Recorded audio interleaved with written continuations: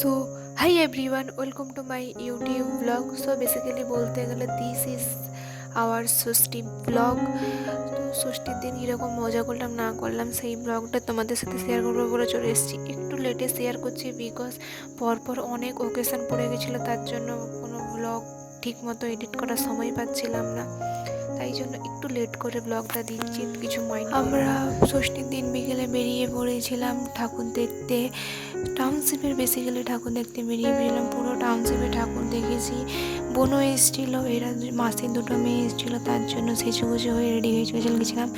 আর একটা কথা বলি, আমাকে কেমন লাগছে তোমরা সবাই কমেন্ট করে প্লিজ জানিও, কারণ তোমাদের কমেন্টের অপেক্ষায় আমি বসে থাকি সবসময়। তারপরে ফাইনালি টোটো আসার পর টোটোতে উঠে চলে গেছিলাম টাউনশিপের উদ্দেশ্যে। এটা ছিল ক্ষুদিরামের একটা হলের পুজো। আমরা প্রথমে ভেবেছিলাম টাউনশিপে ঠাকুর দেখে এখানে তারপরে ঢুকবো, যেহেতু আবার এখান থেকেই ব্যাক করবো, তাই জন্য এখানে পরে ঢোকারই প্ল্যান ছিল। সত্যি কথা বলতে, যেহেতু আমরা ষষ্ঠীর দিন বেরিয়েছিলাম, অ্যাকচুয়ালি ফাঁকাও পেয়েছিলাম ঠিকই, কিন্তু অনেক জায়গায় না ষষ্ঠীর দিন উদ্বোধনও হয়নি। ফার্স্ট যে পুজোটা দেখতে গেছিলাম সেখানে এখনও পর্যন্ত পর্দাটা খোলা হয়েছিল না, বাট উদ্বোধনই হচ্ছিল না। সেটাকে না দেখে ওই জন্য তারপরে চলে গিয়েছিলাম অন্য একটা ঠাকুর দেখতে। এখানে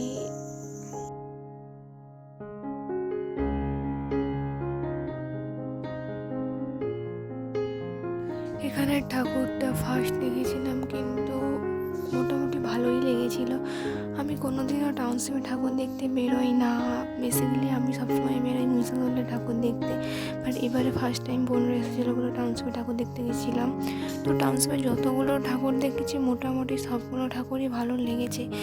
প্রথমেই বলছিলাম না, ষষ্ঠীর দিন ঠাকুর দেখতে বেরিয়েছি বলে কিছু কিছু জায়গায় উদ্বোধন হয়নি। এমনও হয়েছে আমরা গিয়ে দাঁড়িয়েছি ঠাকুর দেখার জন্য, তারপরে দেখি গিয়ে সেখানে উদ্বোধন হচ্ছে। তো ষষ্ঠীর দিন ফার্স্ট টাইম ঠাকুর দেখতে বেরিয়েছি, একটা আলাদাই মজা হচ্ছিল।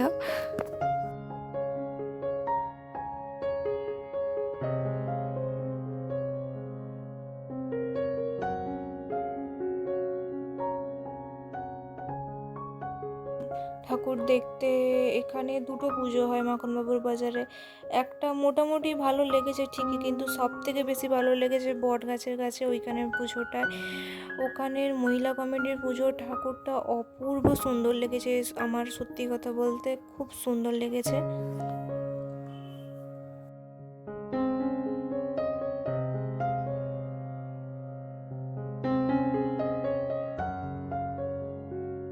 এইটা ছিল আমাদের আইসি ক্লাবের ঠাকুর। ভাই, আইসি ক্লাবের ভেতরে ঠাকুর দেখতে গিয়ে একটা কথা বুঝতে পারলাম, গোটা হলদিয়ার লোক মনে হয় আইসি ক্লাবের ভেতরে ঢুকে বসে আছে। কেন জানেন? এসি চলছিল বলে। প্রোগ্রাম কতটা কি হচ্ছিল তার কোনো ঠিক নেই, শুধুমাত্র এসি চলছিল বলে মনে হয় সবাই ওর মধ্যেই ঢুকে বসেছিল। প্রচুর পরিমাণে ভিড় ছিল, বাবা বাবা। তারপরে ফাইনালি সমস্ত ঠাকুর দেখা কমপ্লিট করে ব্যাক করছিলাম আমরা টাউনশিপ থেকে। তখন আপাতত 8:30 বাজে, কারণ এরপরে আমরা যাচ্ছি ক্ষুদিরামের কিছু ঠাকুর দেখতে। ফার্স্ট ঠাকুর দেখিয়েছিলাম ক্ষুদিরামে বলতে বাজারের ভেতরে একটা বাজার কমিটির পুজো হয়, সেখানে ঠাকুর দেখতে, সেটা খুবই সুন্দর ছিল। ছোটোখাটোর উপরে প্যান্ডেলও খুব সুন্দর হয়েছিল, ঠাকুরও খুব সুন্দর হয়েছিল। তারপরে আমাদের এখানে ফেমাস লক্ষণ সেটের প্যান্ডেলের পুজো দেখতে চলে গেছিলাম। সেখানেও পর্যন্ত প্রচুর পরিমাণে ভিড় হয়েছিল। প্রত্যেক বছর যেই রকম পুজো হয় বা যেই রকম প্যান্ডেল হয় সেই রকম হয়েছিল না ঠিকই, বাট ভিড় খুব একটা কম হয়েছিল তা নয়, প্রচুর পরিমাণে ভিড় হয়েছিল। তারপরে সেখানে মিলে সবাই একটু ঠাকুর দেখে বসে গল্প করে একটু খাওয়া দাওয়া করে নিচ্ছিলাম, কারণ এত সময় বেরিয়েছিলাম কোথাও দাঁড়াইনি, কন্টিনিউ ঠাকুর দেখে গেছি। তারপরে এখানে এসেই ফাইনালি বসে একটু খাওয়া দাওয়া করে নিচ্ছিলাম। একটা এগরোল অর্ডার করে নিয়েছিলাম সবার জন্য, তাই এগরোল খেয়ে তারপরে আবার বাড়ির উদ্দেশ্যে রওনা দিলাম। বাড়ি আসার সময় একটু মুড অফ হচ্ছিল, কারণ দেখতে দেখতে ষষ্ঠীটা শেষ হয়ে গেল। আজকের ব্লগটা এতটাই পর্যন্ত ছিল। প্লিজ ভালো লাগলে like, comment, share and subscribe. Please আমার চ্যানেলকে একটু গ্রো আপ করে দাও, সবার কাছে একটাই রিকোয়েস্ট। And tata.